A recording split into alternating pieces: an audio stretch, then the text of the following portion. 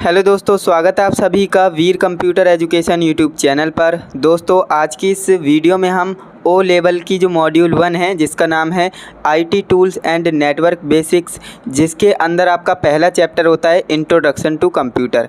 आज की इस वीडियो में हम इंट्रोडक्शन टू कंप्यूटर चैप्टर का पार्ट नंबर 2 देखने वाले हैं। इससे पहले के वीडियो में मैंने आपको हिस्ट्री ऑफ कंप्यूटर यानी कि व्हाट इज़ कंप्यूटर, कंप्यूटर क्या है, इससे रिलेटेड सारी जानकारी आपको दे दी है। अगर आपने उस वीडियो को नहीं देखा है तो उस वीडियो को जाकर आप देख लीजिएगा या फिर आप हमारे चैनल पर जाकर प्लेलिस्ट सेक्शन में देख सकते हैं। ओके, तो आज की इस वीडियो में हम पार्ट्स ऑफ कंप्यूटर के ऊपर बात करेंगे जो कि इंट्रोडक्शन टू कंप्यूटर के अंदर ही आता है। और जो आपका चैप्टर नंबर 1 है ना, इंट्रोडक्शन टू कंप्यूटर, पूरे 10 नंबर में आपसे पूछा जाएगा आपके एग्ज़ाम में। तो आप इस चैप्टर को बिल्कुल अच्छे से तैयार कर लें जिससे कि आपके 10 नंबर पक्के हो सकें।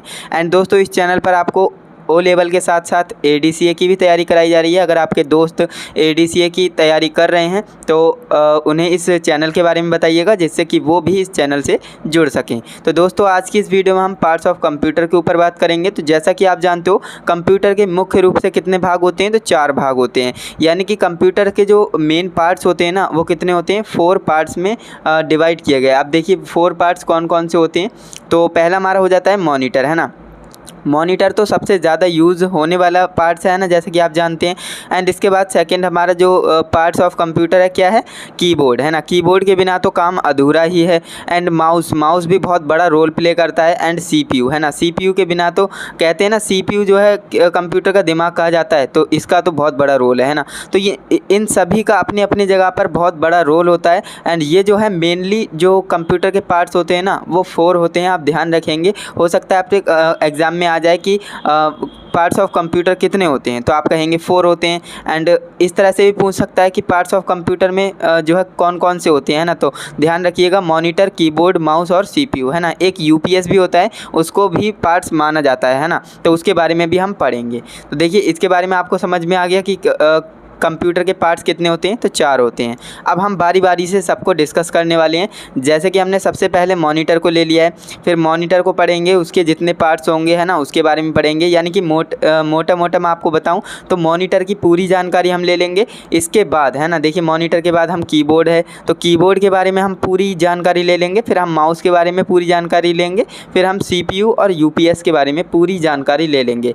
तो ये वीडियो मुझे लग रहा है कि लगभग 1 घंटे से भी ऊपर जा सकती है। तो इस वीडियो को आप एंड तक देखेंगे ना तो आपके ये सारे के सारे डाउट्स क्लियर हो जाएंगे और यहाँ से आपके क्वेश्चन आपको एग्जाम में देखने को मिलेंगे।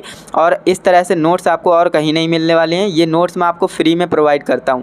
कहाँ पर करता हूँ तो आप जानते ही हैं, टेलीग्राम चैनल पर हम आपको फ्री में ये नोट्स प्रोवाइड करते हैं विद PDF, है ना। तो यहाँ पर हम बात कर लेते हैं भैया मॉनिटर आखिर क्या होता है। तो देखिए मॉनिटर क्या होता है। मॉनिटर एक आउटपुट डिवाइस है। जैसा कि आप जानते हो भाई, इनपुट डिवाइस और आउटपुट डिवाइस के बारे में आप जानते हो, नहीं जानते हो तो चैनल पर जाएंगे, वहाँ पर आपको वीडियो मिल जाएगी, देख लीजिएगा, क्योंकि यहाँ से भी क्वेश्चन आते हैं। ओके, तो मॉनिटर क्या है, आउटपुट डिवाइस है। इसको वीडीयू यानी विजुअल डिस्प्ले यूनिट भी कहा जाता है। ध्यान देंगे, मॉनिटर का दूसरा नाम हम वीडियो यानी वीडियो से भी पुकारते हैं इसे, कि वीडीयू यानी कि विजुअल डिस्प्ले यूनिट, है ना। इसकी फुल फॉर्म हो जाएगी विजुअल डिस्प्ले यूनिट भी कहते हैं। यह देखने में टीवी की तरह होता है। जैसा कि आपने देखा होगा भैया, जो कंप्यूटर होता है उसका मॉनिटर किसके तरह होता है, टीवी की तरह होता है ना। जो आपके घरों में नॉर्मली टीवी हुआ करती थी, लेकिन अब तो जो है LCD आ चुकी हैं। तो टीवी की तरह जो है मॉनिटर देखने में लगता है। तो मॉनिटर एक सबसे महत्वपूर्ण आउटपुट डिवाइस है। इसके बिना कंप्यूटर अधूरा होता है। जैसा कि आप जानते हो ये बिना मॉनिटर के हम क्या ही काम कर लेंगे, है ना।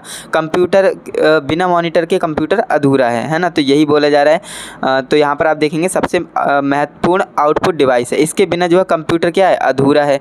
यह आउटपुट को स्क्रीन पर सॉफ्ट कॉपी के रूप में प्रदर्शित करता है। अब जैसा कि आप जानते हो जो आपका मॉनिटर है उस पर कोई भी डॉक्यूमेंट आप खोलेंगे तो वो किस फॉर्मेट में होगा, सॉफ्ट कॉपी के फॉर्मेट में होगा, है ना। तो ये तो आप जानते हैं। एंड इसके बाद आगे बढ़ते हैं भैया। तो यहाँ पर आप देखेंगे मॉनिटर द्वारा, है ना, मॉनिटर द्वारा प्रदर्शित रंगों के आधार पर यह 3 प्रकार के होते हैं। अब देखिए मॉनिटर के बारे में हमने पढ़ लिया, मॉनिटर क्या है। अब मॉनिटर भी कुछ टाइप्स के होते हैं, है ना। मॉनिटर भी कुछ प्रकार के होते हैं। अब मॉनिटर के कितने प्रकार होते हैं तो यहाँ पर मैंने बता दिया है कि मॉनिटर द्वारा प्रदर्शित रंगों के आधार पर ये कितने प्रकार के होते हैं, 3 प्रकार के होते हैं। अब देखिए मॉनिटर को हमने वर्गीकृत किया है, तो ऐसा तो है नहीं कि एक ही टाइप पे किया है। इसको जो है भिन्न भिन्न आधार पर वर्गीकृत किया गया है। जैसे कि यहाँ पर मैंने बोला है कि जो मॉनिटर होता है उसके द्वारा जो रंगों के आधार पर है, देखेंगे रंगों के आधार पर हमने ये 3 प्रकार में वर्गीकृत किया है। इसके बाद हम देखेंगे आकार और बनावट के आधार पर मॉनिटर कितने प्रकार के होते हैं ना। तो इस तरह से जो है ये बेस्ड पर डिफरेंट तरीके से हमने इसे वर्गीकृत किया है। तो इसके बारे में हम पूरी जानकारी आपको देंगे। तो रंगों के आधार पर कितने प्रकार के होते हैं? 3 प्रकार के होते हैं। इस बात को आप अपने माइंड में फिक्स कर लेना, क्योंकि ये क्वेश्चन पूछा जा सकता है कि रंगों के आधार पर मॉनिटर कितने प्रकार के होते हैं। तो 3 प्रकार के होते हैं। कौन कौन से? Number 1 monochrome monitor, number 2 grey scale monitor, number 3 रंगीन मॉनिटर, है ना। तो इन्हें आप देखेंगे एंड अब हम इनके बारे में बारी बारी से चर्चा करेंगे। देख सकते हैं कितने डीप में जा रहे हैं, और डीप में जाना भी चाहिए। अगर आपको अच्छी नॉलेज चाहिए ना, तो किसी भी सब्जेक्ट में किसी भी पर्टिकुलर टॉपिक पर आपको अच्छा कमांड लाना है ना, तो उसे डीप में पढ़ना पड़ेगा।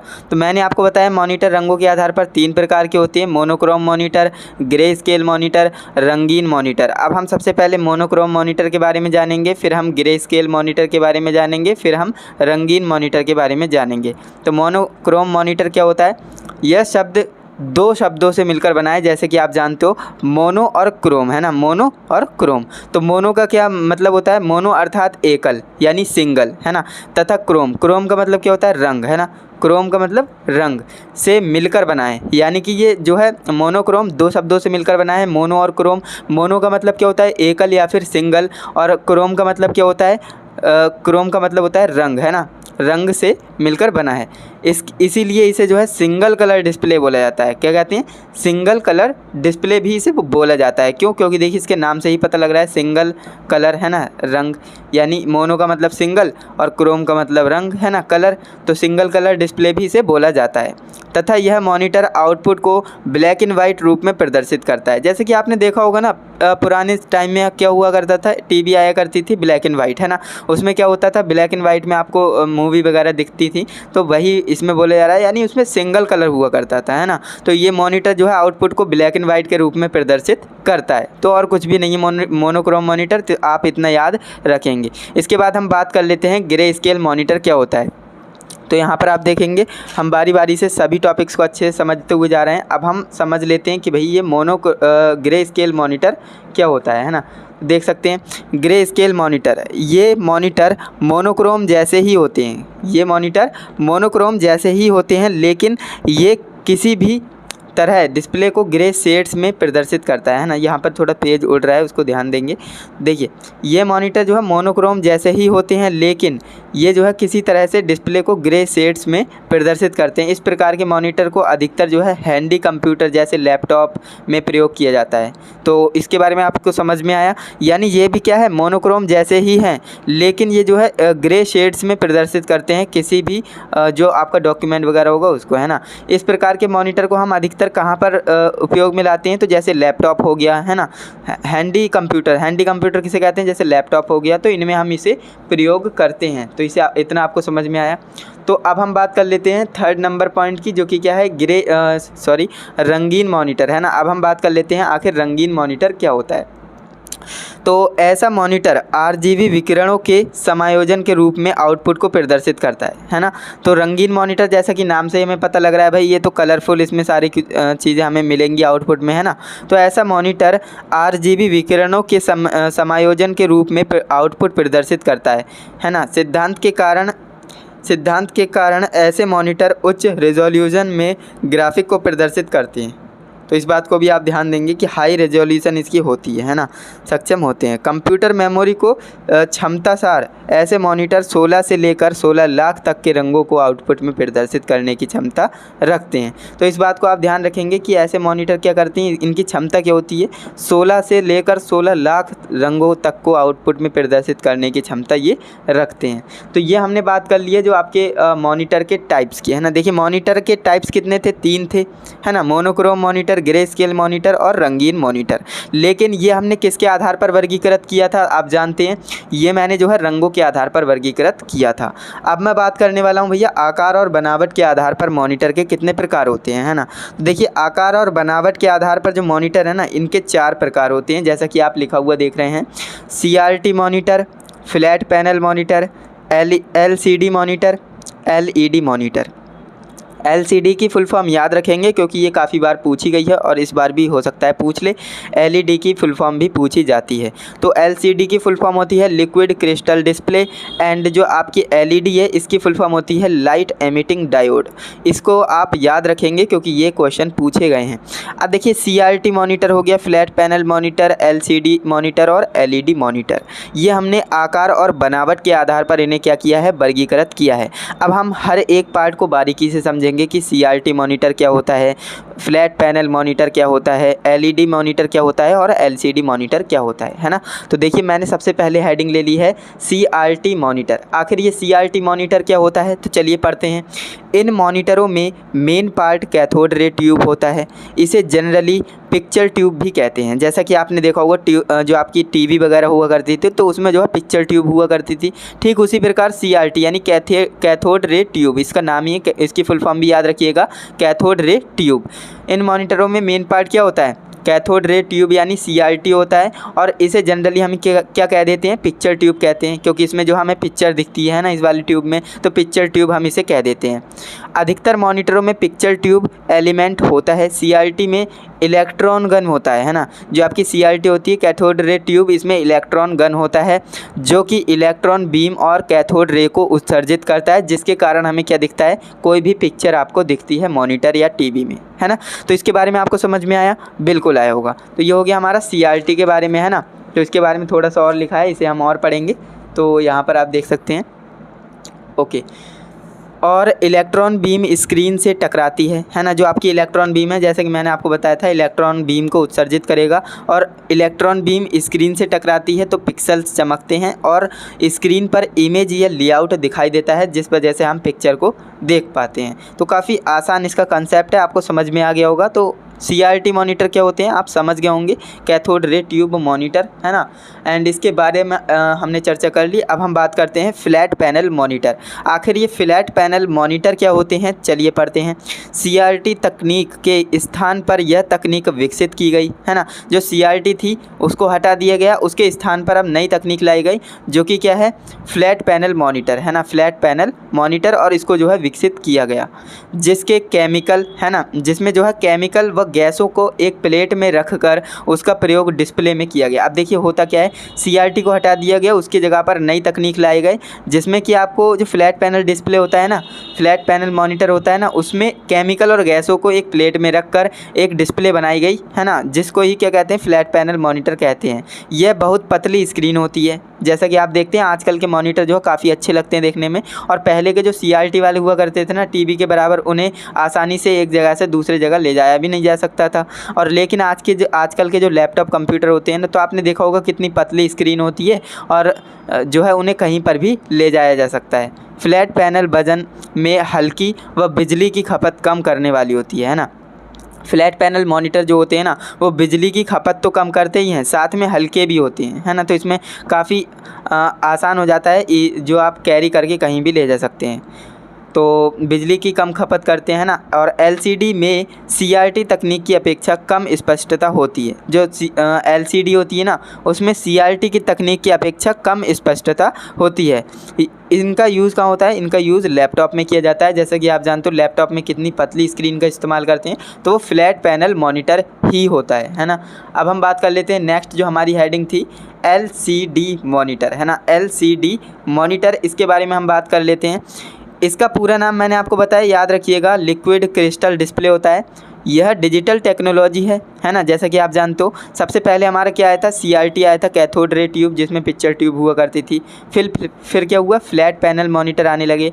फिर क्या हुआ, LCD मॉनिटर आने लगे, है ना। और ये जो है डिजिटल टेक्नोलॉजी थी, जिसमें जो है LCD मॉनिटर का उपयोग किया गया, है ना, जो एक फ्लैट सतह पर तरल क्रिस्टल के माध्यम से आकृति बनाता है ना। ये क्या होता है, फ्लैट सतह पर तरल क्रिस्टल के माध्यम से आकृति बनाता है। ये कम ऊर्जा लेता है, बहुत कम एनर्जी में काम कर लेता है। पहले इनका यूज़ जो है लैपटॉप में हुआ करता था, लेकिन अब इनका यूज़ कहाँ पर होता है, डेस्कटॉप कंप्यूटर में भी होता है ना। तो इस बात को आप ध्यान रखेंगे। फ्लैट पैनल मॉनिटर आए थे पहले, तो उनका जो है यूज़ किस में हुआ करता था, लैपटॉप में हुआ करता था। लेकिन जो डिजिटल टेक्नोलॉजी आई है ना, LCD मॉनिटर, ये जो है इनका यूज़ भी लैपटॉप में हुआ करता था, लेकिन अब जो है इनका यूज़ डेस्कटॉप कंप्यूटर्स में भी होता है। तो इस बात को आप ध्यान रखेंगे। अब हम बात कर लेते हैं नेक्स्ट हमारा LED मॉनिटर है ना। LED मॉनिटर क्या होता है, तो ये काफ़ी आसान है इसे समझना। देखिए इसमें क्या होता है, इसका पूरा नाम क्या होता है, लाइट एमिटिंग डायोड। इस बात को आप ध्यान रखेंगे, इसका नाम क्या होता है, लाइट एमिटिंग डायोड। ये फ्लैट पैनल होते हैं, यानी कि बहुत पतले इसे कह सकते हैं, फ्लैट होते हैं एकदम से, है ना। और यह थोड़ा घुमावदार होते हैं। LED मॉनिटर जो है थोड़े से कर्व्ड होते हैं, है ना, कर्व्ड। जैसे कि आपने देखा होगा ना, आजकल तो फ़ोन भी कर्व्ड डिस्प्ले में आ रहे हैं, तो वही बात हो रही है। ये फ्लैट होते हैं, फ्लैट पैनल होते हैं, और ये थोड़ा सा घुमावदार होते हैं। यह कम बिजली की खपत करते हैं और पर्यावरण के अनुकूल माना जाता है इन्हें, है ना। ये पर्यावरण के क्या है, अनुकूल हैं। इनसे कोई भी पर्यावरण को खतरा नहीं है ना। तो ये आपको समझना आएगा एंड ये आपको समझ में भी आ गया होगा। तो जैसा कि आप देख सकते हैं, अब हम कीबोर्ड पर आ चुके हैं, जो कि हमारा पार्ट्स ऑफ कंप्यूटर नंबर 2 था, है ना। पार्ट्स ऑफ कंप्यूटर में हमने सबसे पहले मॉनिटर को डिस्कस किया और पूरा मॉनिटर को हमने अच्छे से समझ लिया है। उसके हर एक पॉइंट को बारीकी से मैंने आपको समझाया है। अब मैं बात करने वाला हूँ नंबर 2 कीबोर्ड, है ना, जो कि क्या होता है, पार्ट्स ऑफ कंप्यूटर होता है। एंड कीबोर्ड भी बहुत बड़ा रोल प्ले करता है ना। कीबोर्ड की पूरी जानकारी चाहिए ना, तो इस चैनल पर अपलोडेड है ना। तो मोस्ट पॉपुलर वीडियो में जाएंगे ना, तो सबसे पहले आपको कीबोर्ड की ही मिलेगी वीडियो, है ना। तो कीबोर्ड के बारे में हम जान लेते हैं कि आखिर कीबोर्ड क्या होता है, कैसे काम करता है ना, वो सारी चीज़ें। एंड यहाँ पर आप देखेंगे कीबोर्ड एक इनपुट डिवाइस है। जैसा कि मैंने आपको बताया, मॉनिटर तो आउटपुट डिवाइस था। कीबोर्ड क्या है, इनपुट डिवाइस है, क्योंकि हम इसे इंस्ट्रक्शन देते हैं ना। तो कीबोर्ड एक इनपुट डिवाइस है, जिसके द्वारा हम कंप्यूटर को किसी भी तरह का डाटा जो है इनपुट कर सकते हैं। कंप्यूटर में किसी भी तरह के डाटा को इनपुट करने के लिए हम कीबोर्ड का इस्तेमाल करते हैं, है ना। कीबोर्ड कंप्यूटर के सबसे ज़रूरी भागों में से एक है ना। मैंने आपको बताया कीबोर्ड बहुत बड़ा रोल प्ले करता है, इसके बिना काम करना मुश्किल हो सकता है ना। बिना कीबोर्ड के कंप्यूटर में कुछ भी कर पाना बहुत ही मुश्किल है ना, जैसा कि मैंने अभी आपको बताया। यह जो है CUI यानी कि कैरेक्टर यूजर इंटरफेस, यहाँ पर जो थोड़ा सा पेज उड़ रहा है ना, तो यहाँ पर मैं नेक्स्ट वीडियो बनाऊंगा ना, तो फ़ैन को ऑफ़ करके बनाऊंगा, ओके। तो यहाँ पर आप देखेंगे, 1 मिनट रुकिएगा, यहाँ पर मैं ये रख देता हूँ, ओके। तो यहाँ पर हम क्या बात कर रहे हैं, कीबोर्ड की बात कर रहे हैं। तो यहाँ पर आप देखेंगे CUI की फुल फॉर्म आप याद रखेंगे। CUI की फुल फॉर्म होती है कैरेक्टर यूजर इंटरफेस, पर काम करता है ना। इस बात को आप ध्यान रखेंगे, जिसकी हेल्प से हम कोई भी डाटा, जैसे कंप्यूटर में टेक्स्ट टाइप करना हो, न्यूमेरिकल डाटा टाइप करना हो, या फिर सिंबल आसानी से टाइप कर सकते हैं, है ना। तो ये सारे काम हम किससे करते हैं, कि कंप्यूटर कीबोर्ड से करते हैं। टाइपिंग करने के साथ साथ ही, है ना, टाइपिंग करने के साथ साथ कीबोर्ड में कई सारे ऐसे बटन होते हैं जो कॉम्बिनेशन से बहुत ही शॉर्टकट्स बनाए जाते हैं ना, और हमारे जो है काम को आसान कर देते हैं। तो जैसा कि अगर आपने शॉर्टकट्स नहीं पढ़ा है, कॉम्बिनेशन शॉर्टकट्स, तो इसके ऊपर मैंने वीडियो बना रखी हैं। एंड आपको कीबोर्ड सीरीज़ मिल जाएगी, जिसमें कि मैंने आपको कंप्यूटर कीबोर्ड के जितने भी यूज़फुल शॉर्टकट्स हैं जो कि आपके काम को आसान कर सकते हैं, वो मैंने बता रखे हैं, उन्हें ज़रूर देखिएगा। तो यही जो है कीबोर्ड का बहुत ही मेन काम होता है कि वो आपके काम को आसान कर देता है कॉम्बिनेशन शॉर्टकट्स के माध्यम से, है ना। तो चलिए अब हम आगे बढ़ते हैं। कंप्यूटर कीबोर्ड के बारे में आपने पढ़ा, अब हम समझ लेते हैं कि वर्तमान समय में कीबोर्ड मुख्य रूप से कितने प्रकार के हैं। तो वर्तमान समय में कीबोर्ड जो है मुख्य रूप से कितने, 2 प्रकार के पाए जाते हैं, यानी कि 2 प्रकार के होते हैं। नंबर 1 न्यूमेरिकल कीबोर्ड, है ना, सॉरी नॉर्मल कीबोर्ड। नंबर 2 आपका होता है मल्टीमीडिया कीबोर्ड। अब देखिए नॉर्मल कीबोर्ड और मल्टीमीडिया कीबोर्ड में क्या डिफरेंस है। देखिए नॉर्मल कीबोर्ड तो नॉर्मल ही है, जो आपके मल्टीमीडिया कीबोर्ड है ना, उनमें क्या होता है, पॉज का बटन, रिज्यूम का, है ना, और स्पीकर, म्यूट, इस तरह के जो है एक्स्ट्रा बटन को ऐड कर दिए गए हैं ना, जिनका हमें ज़्यादा यूज़ नहीं होता है। तो ये हमारे मल्टीमीडिया कीबोर्ड हो गए हैं, आजकल आने लगे हैं मार्केट में। पहले जो है नॉर्मल कीबोर्ड आया करते थे। तो हम दोनों को बिल्कुल आसानी से समझेंगे और यहीं से जो है आपके एग्ज़ाम में क्वेश्चन आएंगे। तो यहाँ पर आप देखेंगे सबसे पहले हम बात कर लेते हैं कि भैया नॉर्मल कीबोर्ड क्या होते हैं। देखिए नॉर्मल कीबोर्ड में 104 बटन होते हैं। इस बात को आप सबसे पहले अपने माइंड में फिक्स कर लें, क्योंकि ये क्वेश्चन जो है CCC में बहुत बार पूछा जाता है, और जो आपका ओ लेवल है ना मॉड्यूल 1 में इससे रिलेटेड क्वेश्चन आपसे पूछा जा सकता है ऑब्जेक्टिव में, है ना। तो नॉर्मल कीबोर्ड में कितने बटन होते हैं, तो 104 बटन होते हैं। ये ज़्यादातर साधारण कामों के लिए इस्तेमाल किया जाता है, जैसे ऑफिस में, कंप्यूटर इंस्टीट्यूट में, है ना, और सामान्य दुकानों में यूज़ होने में इनका जो है इस्तेमाल किया जाता है। तो इस बात को आप ध्यान रखेंगे, नॉर्मल कीबोर्ड में 104 बटन होते हैं और ये नॉर्मल यूज़ में लाए जाते हैं, जैसे कि ऑफिस में, घरों में, कंप्यूटर में, इंस्टीट्यूट में, ऑफिसों में, है ना। तो इस बात को आप ध्यान रखेंगे। नोट आप याद रखेंगे, कीबोर्ड को हिंदी में क्या कहते हैं, कुंजी पटल कहते हैं। हालांकि ये एग्ज़ाम में पूछा जाए या ना जाए, बट आपको याद होना चाहिए। कंप्यूटर को कीबोर्ड को हिंदी में क्या कहते हैं, कुंजी पटल कहते हैं। ओके, तो ये हमने पढ़ लिया कीबोर्ड के बारे में, जो कि हमारा पहला पार्ट था नॉर्मल कीबोर्ड, है ना। अब हम बात करने वाले हैं कि मल्टीमीडिया कीबोर्ड क्या होते हैं, है ना। तो मल्टीमीडिया कीबोर्ड के बारे में हम पढ़ लेते हैं। मल्टीमीडिया कीबोर्ड, ये कीबोर्ड ज़्यादातर बड़े कामों में इस्तेमाल किए जाते हैं, जैसे कि बैंकों में, गेमिंग, बिलिंग आदि, है ना। इस कीबोर्ड का उपयोग जो है ज़्यादा मात्रा में किया जाता है। इनमें जो है 108 से 120 बटन तक होते हैं, तो इस बात को भी आप ध्यान रखेंगे।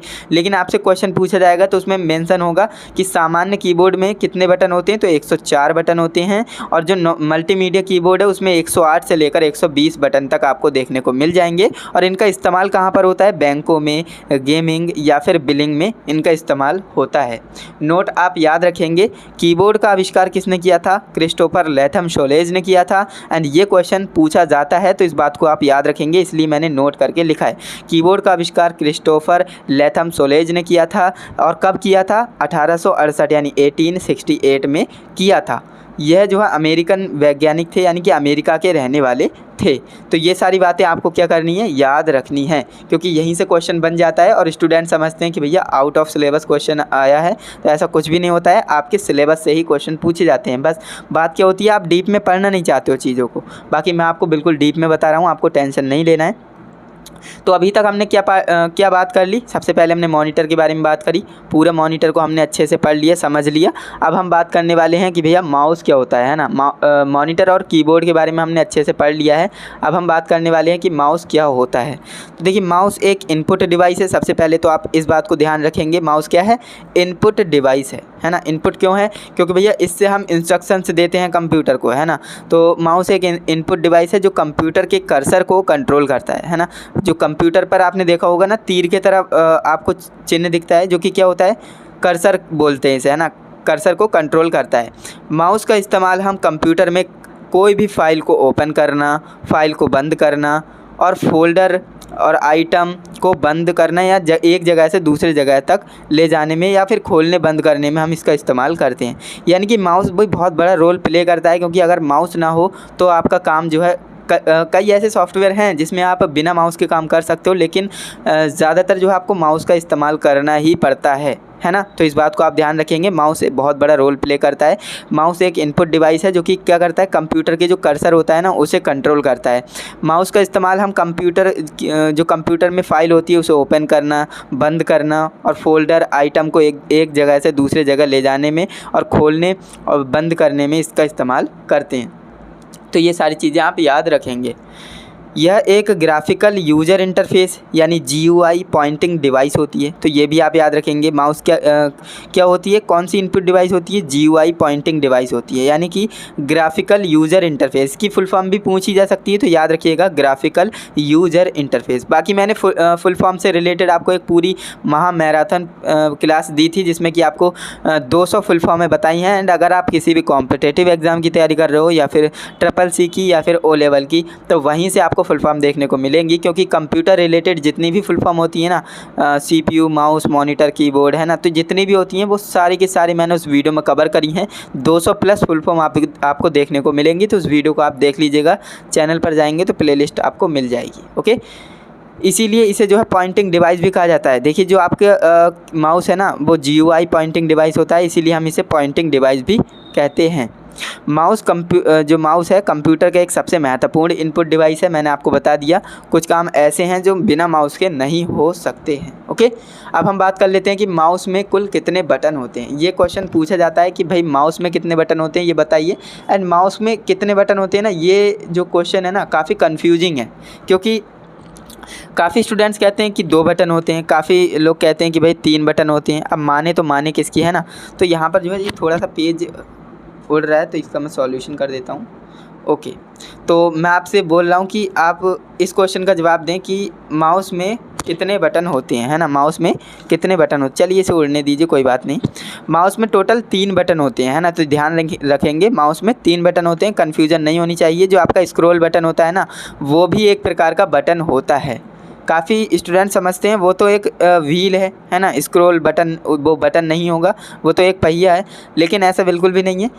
लेफ़्ट बटन होता है आपका, राइट बटन होता है और एक स्क्रॉल बटन होता है, वो भी आपका एक बटन होता है। तो माउस में टोटल कितने बटन होते हैं? 3 बटन होते हैं। पहले जो माउस आते थे उनमें सिर्फ 2 ही बटन हुआ करते थे। तो इस बात को आप ध्यान रखेंगे, जो पहले के माउस हुआ करते थे उसमें टोटल कितने बटन हुआ करते थे? 2 ही बटन हुआ करते थे, है ना। स्क्रॉल बटन नहीं हुआ करता था। लेकिन आजकल के माउस में स्क्रॉल बटन हुआ करता है।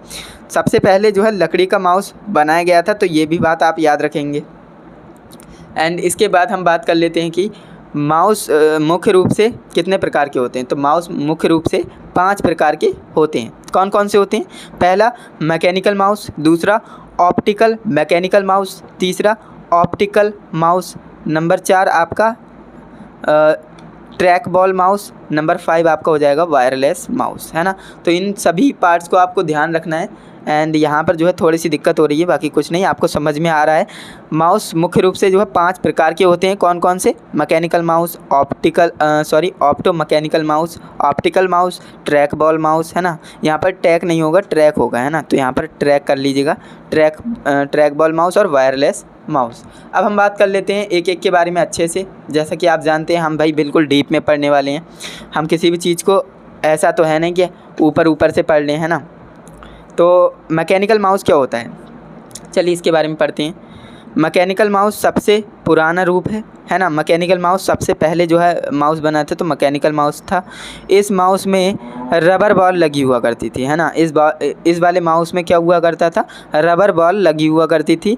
और जब इसे पैड पर, है ना, पैड पर घुमाया जाता था तो ये रबर बॉल भी घूमती थी, है ना। रबर बॉल भी घूमती थी। आप इसे सर्च कर सकते हो, गूगल पे सर्च करेंगे मैकेनिकल माउस तो आपको मिल जाएगा, फ़ोटो आप देख सकते हैं, है ना। इसमें एक रबर हुआ करती थी, अगर मैं लगाऊंगा तो लगा दूंगा स्क्रीन पर, है ना, जो रबर बॉल भी घूमती थी, जिसे सिग्नल कंप्यूटर को भेजे जाते थे। जब वो रबर बॉल घूमेगी तो उसे जो है कंप्यूटर में सिग्नल जाएंगे।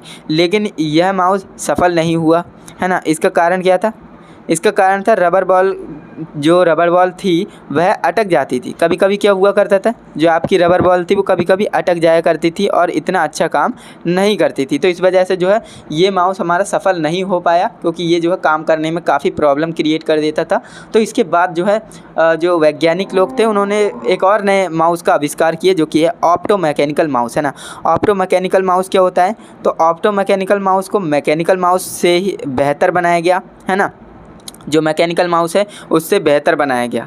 इसमें जो है मैकेनिकल सेंसर के स्थान पर ऑप्टिकल सेंसर लगाया गया, है ना। जो मैकेनिकल सेंसर था, जो कि बॉल थी वो घूमती थी, है ना, तो वो कभी कभी अटक जाया करती थी। तो अब क्या हुआ, उस बॉल को हटा दिया गया और उसके जगह पर जो है सेंसर लगा दिया गया, है ना, ऑप्टिकल सेंसर लगा दिया गया। तो इसमें जो है कुछ सुधार किए गए जिससे कि हम माउस का अच्छे से इस्तेमाल कर पाएँ।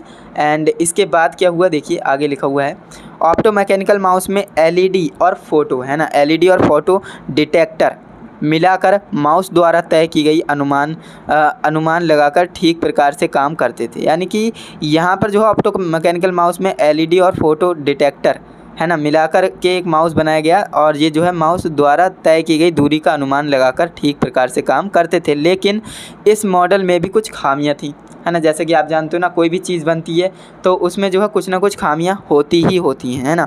तो क्या हुआ, ये भी ज़्यादा सफल नहीं हो पाया। लेकिन जो आपका मैकेनिकल माउस था उससे ज़्यादा अच्छा था ऑप्टो मैकेनिकल माउस, है ना। लेकिन इतना भी अच्छा नहीं था, इसमें भी कुछ खामियां थी। तो इसे सुधारने के लिए जो है ट्रैक बॉल माउस आया। तो देखेंगे नंबर 3 पे हमारा ट्रैक बॉल माउस आया। अब इसमें क्या था, तो देखिए ट्रैक बॉल माउस पर साइड में एक बॉल लगी हुआ करती थी। अब क्या हुआ, जो आपका पहला माउस था ना, तो जो आपका पहला माउस था मैकेनिकल माउस, उसमें क्या हुआ करता था, नीचे है ना, जो माउस आपका हुआ करता था उसके नीचे बॉल हुआ करती थी, जो कि आप किसी टेबल पर रखकर चलाते तो वो बॉल भी घूमा करती थी, है ना। तो ऐसा कुछ था सिस्टम। फिर ऑप्टो मैकेनिकल माउस आया, उसमें जो है सेंसर लगा दिया गया, ऑप्टिकल सेंसर। फिर जो है ट्रैक बॉल माउस आया, इसमें बॉल लगी हुई होती है लेकिन बॉल ऊपर की तरफ लगी हुई होती है, साइड में, है ना। तो ट्रैक बॉल माउस पर जो है साइड में एक बॉल लगी होती है। इस बॉल से माउस को कर्सर को कंट्रोल किया जाता है इस तरह से, है ना। जैसे यहाँ पर बॉल है तो मैं इस तरह से घुमाऊंगा ना, तो वो कर्सर जो है इधर उधर मूव करेगा, यानी हमें इसे हिलाने की ज़रूरत नहीं है ना। तो इस तरह से कुछ माउस था, तो माउस का कर्सर को कंट्रोल किया जाता था। लेकिन इस तरह के जो माउस से कर्सर को कंट्रोल करना भी काफ़ी दिक्कत आती थी, इसलिए ये माउस भी ज़्यादा सफल नहीं हो पाया। जो आपका लास्ट में है ना वही सफल है और वही आजकल यूज़ हो रहा है, जैसे कि आप देख रहे हो वायरलेस, है ना। और ऑप्टिकल माउस भी काफ़ी यूज़ हो रहा है। तो अब हम बात कर लेते हैं ऑप्टिकल माउस क्या है। ट्रैक बॉल माउस भी हमारा ज़्यादा सक्सेसफुल नहीं रहा। अब हम बात करते हैं ऑप्टिकल माउस, जो कि नंबर 4 पर आता है ना। ऑप्टिकल माउस जिसे वर्तमान में इस्तेमाल किया जा रहा है, जैसे कि आप जानते हो उसमें LED लगी होती है ना, वो ब्लिंक करती है, उसे रखते हो है ना टेबल पे तो चलता है आपका कर्सर। तो ऑप्टिकल माउस जिसे हम वर्तमान में यूज़ कर रहे हैं, इसमें LED यानी कि लाइट एमिटिंग डायोड का जो है प्रयोग किया गया है ना। माउस द्वारा तय की गई दूरी को डिटेक्ट करने के लिए किया जाता है। इसमें कोई घूमने वाला पुर्जा है नहीं, है ना। जैसे कि आप जानते हो इस तरह से माउस रखा, इधर उधर लेकर जाएंगे तो आपका कर्सर भी क्या होगा, मूव करेगा, है ना। तो इसमें कोई घूमने वाला पार्ट नहीं होता है ऑप्टिकल माउस में, है ना। तो ये होता है।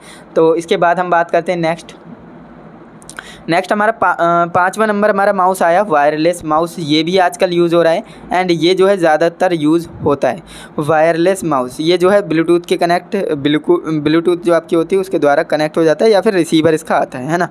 तो वायरलेस माउस भी एक ऑप्टिकल जो है माउस ही होता है ना। वायरलेस माउस भी क्या है, ऑप्टिकल माउस होता है, लेकिन इसमें कोई तार नहीं होता है। जैसे कि आपका ऑप्टिकल माउस था, इसमें एक तार जाता है, उसमें USB होती है, उसे आप अपने CPU या फिर लैपटॉप में लगाते हो तो वो आपका काम करता है। लेकिन जो आपका वायरलेस माउस है ना, इसमें कोई तार नहीं होगा, इसमें आपका जो है सिंपल नॉर्मल माउस होगा, कोई वायर आपको देखने को नहीं मिलेगा। लेकिन इसमें कोई तार नहीं होता है, बल्कि माउस को पावर देने के लिए इसमें एक बैटरी लगी होती है ना। इसमें एक बैटरी लगी होती है जिसे पावर देने के लिए, है ना। और कंप्यूटर में एक रेशियो फ्रीक्वेंसी यानी कि RF, है ना, रिसीवर लगाया होता है। RF यानी रेडियो फ्रीक्वेंसी, फुल फॉर्म आप याद रखेंगे, RF रिसीवर लगाया जाता है। तो इस बात को आप ध्यान रखेंगे। इस माउस में कभी कभी बैटरी डाउन हो जाती है तो आप उसे चेंज कर सकते हो। ओके, नोट आप याद रखेंगे। माउस की खोज किसने की थी, तो डगलस एंजलबर्ट ने की थी, है ना। एंजलबर्ट या फिर एंगेलबर्ट, तो आप याद रखेंगे। माउस की खोज डगलस एंगेलबर्ट ने 1960 यानी 1960 में की थी। तो इससे रिलेटेड भी क्वेश्चन आपसे पूछा जाता है कि माउस की खोज किसने और कब की थी, तो आप इस बात को आप ध्यान रखेंगे। अब हमारा जो पार्ट नंबर 4 आ चुका है, जो कि पार्ट्स ऑफ अ कंप्यूटर होता है, CPU, है ना। CPU आ चुका है। अब CPU क्या है, इसके बारे में हम बारीकी से समझ लेते हैं। तो CPU, इसकी फुल फॉर्म आप सबसे पहले याद रखिए, सेंट्रल प्रोसेसिंग यूनिट, है ना, सेंट्रल प्रोसेसिंग यूनिट। तो CPU के बारे में हम पढ़ लेते हैं। CPU क्या होता है। CPU का पूरा नाम सेंट्रल प्रोसेसिंग यूनिट है। यह कंप्यूटर का एक छोटा सा लेकिन बहुत महत्वपूर्ण भाग होता है ना। आप देखिए काफ़ी स्टूडेंट्स ये समझते हैं कि आपके पास जो बड़ा सा इस तरह से होता है ना बॉक्स, उसे आप CPU कहते हो, लेकिन ऐसा बिल्कुल भी नहीं है। आपका वो CPU नहीं होता है, इसे आप क्या कहते हो, कैबिनेट कहते हो, क्योंकि ये आपका एक सिर्फ डब्बा है ना। इसमें आपका जो एक प्रोसेसर होता है ना, इसमें क्या होता है, माइक्रो प्रोसेसर लगा होता है, जिसे हम क्या कहते हैं, CPU कहते हैं, है ना। और वो प्रोसेसर इतना बड़ा काम करता है, इतना बड़ा रोल प्ले करता है, जिस वजह से इस पूरे डब्बे का नाम हमने CPU रख दिया है। बाकी आप याद रखेंगे कि हमारा जो मेन पार्ट होता है जिसे हम CPU बोलते हैं, वो पूरा CPU नहीं होता है, उसमें हमारा एक माइक्रो प्रोसेसर होता है लगा हुआ, उसका नाम होता है CPU, है ना। तो इस बात को आप ध्यान रखेंगे। और इस डब्बे को हम कैबिनेट कहते हैं। अगर इस डब्बे को खाली कर दें तो ये हमारा कैबिनेट हो जाएगा, है ना। तो कंप्यूटर का एक बहुत छोटा भाग होता है लेकिन बहुत महत्वपूर्ण भाग होता है, जो कि एक चिप के समान होता है ना। मैंने आपको बताया एक प्रोसेसर होता है जो कि चिप के समान होता है, जिसका नाम होता है CPU, है ना। ये कंप्यूटर के सभी इंस्ट्रक्शंस को प्रोसेस करता है ना। जो आपका CPU होता है इसमें एक प्रोसेसर लगा होता है जो कि सभी इंस्ट्रक्शंस को प्रोसेस करता है और प्रोग्राम, है ना, प्रोग्राम के अनुसार परिणाम देता है ना। तो इस बात को आपको ध्यान रखना है कि प्रोग्राम के अनुसार जो है परिणाम प्राप्त करता है। इसके बाद कंप्यूटर को कोई आउटपुट देता है, यानी कि कंप्यूटर को आउटपुट प्राप्त करने के लिए करने से पहले, है ना, का कार्य CPU का होता है। यानी कि यहाँ पर मैं आपको अच्छे से समझाता हूँ। ये थोड़ा सा पेज उड़ रहा है तो इससे थोड़ी सी मुझे प्रॉब्लम हो रही है आपको समझाने में, बाकी मैं आपको समझा देता हूँ। देखिए, जो कि एक चिप के समान होता है ना, ये जो है कंप्यूटर के सभी इंस्ट्रक्शंस को प्रोसेस करता है। अब यहाँ पर आपको ध्यान से समझना है कि प्रोग्राम के अनुसार जो है परिणाम प्राप्त करता है। इसके बाद क्या होता है, कंप्यूटर को कोई आउटपुट देता है, यानी कि कंप्यूटर में आउटपुट प्राप्त करने से पहले जो है कार्य CPU का होता है। यह जो है इंस्ट्रक्शंस को कंट्रोल और प्रोसेस करने का काम करता है, तभी कोई परिणाम मिलता है। तो ये सारी चीज़ें आपको समझ में आई। इसके ऊपर मैंने ऑलरेडी एक वीडियो बना रखी है, उसे आप देखेंगे तो आपके सारे के सारे डाउट्स क्लियर हो जाएंगे। बाकी हम बात कर लेते हैं CPU कितने टाइप्स के होते हैं। तो CPU जो है 6 प्रकार के होते हैं। कौन कौन से होते हैं तो यहाँ पर मैंने लिख रखे हैं। पहला आपका होता है सिंगल कोर CPU, दूसरा आपका होता है डुअल कोर CPU, तीसरा आपका होता है क्वाड कोर CPU, चौथा आपका होता है हेक्सा कोर CPU, है ना, हेक्सा कोर CPU। इसके बाद पांचवा आपका होता है ऑक्टा कोर CPU। इसके बाद छठा आपका होता है डेका कोर CPU, है ना। तो सिंगल कोर, डुअल कोर, इस तरह से जो है ये CPU आते हैं। अब यहाँ पर आपको एक नोट याद रखना है। नोट में क्या बोला जा रहा है, ALU, CU, है ना, AU, इनकी आपको फुल फॉर्म याद रखनी चाहिए। ALU की फुल फॉर्म होती है अर्थमेटिक लॉजिक यूनिट, और जो आपकी CU है इसकी आपकी फुल फॉर्म होती है कंट्रोल यूनिट। तो ये आप याद रखेंगे क्योंकि फुल फॉर्म बहुत ज़्यादा पूछी जाती हैं CCC O लेवल जैसे एग्ज़ाम्स में और कॉम्पिटिटिव एग्ज़ाम्स में। तो ALU अर्थमेटिक लॉजिक यूनिट तथा CU कंट्रोल यूनिट दोनों क्या है, CPU के भाग हैं। तो ये आपको याद रखना है, ALU और CU किसके भाग हैं, तो CPU के भाग हैं। इस बात को आप ध्यान रखेंगे।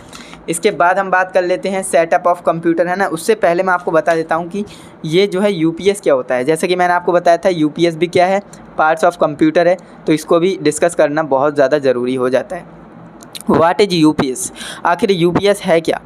इसका पूरा नाम अनइंटरप्टेड पावर सप्लाई होता है। इसको आप ध्यान रखेंगे, अनइंटरप्टेड पावर सप्लाई। इसे भी कंप्यूटर का ही एक भाग माना जाता है, जैसे कि मैंने आपको बताया था। इसे लगाने का कारण क्या है, चलिए समझते हैं, क्योंकि काफ़ी लोग इसका इस्तेमाल करते हैं। इसे लगाने का कारण क्या है, जब हम कंप्यूटर में कोई भी काम या कोई भी कार्य करते हैं, जैसे फ़ाइल तैयार करते हैं, हमने अभी तक उसे सेव नहीं किया है। मान लीजिए मैं कंप्यूटर में कुछ काम कर रहा हूँ, MS word, MS office, PowerPoint, Excel, कुछ भी ओपन करके उस पर फाइल बना रहा हूँ, है ना, कोई डाटा तैयार कर रहा हूँ, डेटा तैयार कर रहा हूँ। तो ऐसे में होता क्या है, मैंने फ़ाइल को सेव नहीं किया है, लेकिन मान लीजिए अचानक से लाइट कट जाती है ना, लाइट अचानक से कट जाती है। तो ऐसे में होगा क्या, आपने फ़ाइल तो सेव की नहीं थी और आपकी लाइट कट गई, मतलब आपका सिस्टम हो गया ऑफ। ऐसे में क्या होगा, आपकी फ़ाइल उड़ जाएगी, है ना, आपकी फ़ाइल डिलीट हो जाएगी। आपको जितने भी आपने मेहनत की थी ना, सारी मेहनत पर क्या हो जाएगा, पानी फिर जाएगा। तो इस समस्या से बचने के लिए हम UPS को लगाते हैं। ये मैंने बहुत ही आसान तरीके से आपको बता दिया। अब मैं आपको समझाता हूँ। जब हम कंप्यूटर में कोई काम करते हैं, जैसे फ़ाइल तैयार करते हैं, लेकिन हमने अभी तक उसे सेव नहीं किया है, तब अचानक से लाइट कट जाती है, यानी लाइट चली जाती है, तो हमारी फ़ाइल नष्ट हो जाती है, यानी डिलीट हो जाती है, या फिर आप कह सकते हैं वो सेव नहीं थी, डिलीट हो जाती है ना। और अर्थात जब हम अपने सिस्टम को दोबारा चालू करते हैं तो हमें वो फ़ाइल नहीं मिलती। हमारी सारी मेहनत पर क्या हो जाता है भैया, पानी फिर जाता है। काफ़ी नॉर्मल लैंग्वेज में लिखा है जिससे कि आप अच्छे से समझ पाएँ, रिलेट कर पाएँ। इसलिए हमें UPS की आवश्यकता पड़ती है। UPS एक बैकअप देने वाली मशीन है, यानी कि इसमें जो है एक छोटी सी बैटरी लगी होती है जो बैकअप देती है, लेकिन इसका बैकअप ज़्यादा देर तक नहीं चलता। आप सोचें कि इसे एक दिन यानी 24 घंटे या फिर 10 घंटे हमारा बैकअप दे देगी, तो ऐसा नहीं होता है। बैकअप देती है, लेकिन इसका बैकअप ज़्यादा देर का नहीं होता है, बहुत कम होता है। अर्थात ये 10 से 20 मिनट तक ही बैकअप दे पाती है। लेकिन 10 से 20 मिनट का बैकअप दे रही है तो काफ़ी बढ़िया बात है, जिससे कि हमें पता लगेगा लाइट कट गई तो हमारी जो फ़ाइल है ना वो तो सेव रहेगी, है ना, वो सेव हमारी रहेगी। इतना टाइम हमें मिल जाएगा कि हम अपनी फ़ाइल को आसानी से सेव कर पाएँ, जिससे कि हमारी फ़ाइल नष्ट ना हो पाए, है ना। तो 10 से 20 मिनट तक का बैकअप आपको दे देता है UPS। और तब अगर हम अपने कंप्यूटर में काम करते हैं और लाइट चले भी जाती है ना, तो हमारा सिस्टम यूपीएस की सहायता से चालू रहता है और बंद नहीं होता है ना। और हमें अपनी फ़ाइल को सेव करने का मौका मिल जाता है, यानी कि समय मिल जाता है फ़ाइल को सेव करने का। बस इसीलिए ही हम जो है यूपीएस का इस्तेमाल करते हैं, बाकी इसका और कोई भी काम नहीं है। बस एक बैकअप के पॉइंट ऑफ व्यू से हम इसका इस्तेमाल करते हैं। इसका इस्तेमाल ज़्यादातर कहाँ पर होता है, तो ज़्यादातर इसका इस्तेमाल भाई वहाँ पर होगा जहाँ पर बहुत ही इम्पोर्टेंट डेटा तैयार किया जाता हो, वीडियो एडिटिंग की जाती हो, है ना। तो इस तरह के जगहों पर इसका इस्तेमाल होता है जहाँ बहुत ज़रूरी काम किए जाते हैं, जैसे कि बैंक हो गया, ऑफिस हो गए, है ना। तो ऐसी जगह पर यूपीएस आपको लगा हुआ देखने को मिल जाएगा, है ना। तो ये हो गया यूपीएस क्या है, कैसे काम करता है, बाकी सारी चीज़ें मैंने आपको बता दी। अब मैं बात करता हूँ कि भैया सेटअप ऑफ कंप्यूटर, है ना। सेटअप ऑफ कंप्यूटर क्या है, काफ़ी स्टूडेंट्स को ये पता नहीं है कि कंप्यूटर में हम किस तरह से सारे वायर्स को एक दूसरे से कनेक्ट करते हैं, यानी कि मॉनिटर में कितने वायर आएंगे, कहाँ पर लगाएंगे, यूपीएस में कितने वायर आएंगे, सीपीयू में कितने वायर आएंगे, कंप्यूटर कीबोर्ड, माउस, है ना, स्विच बोर्ड, कहाँ से कहाँ वायर हमारा जाता है। तो ये सारे के सारे डाउट्स होते हैं, तो इसे मैं आपको समझा देता हूँ।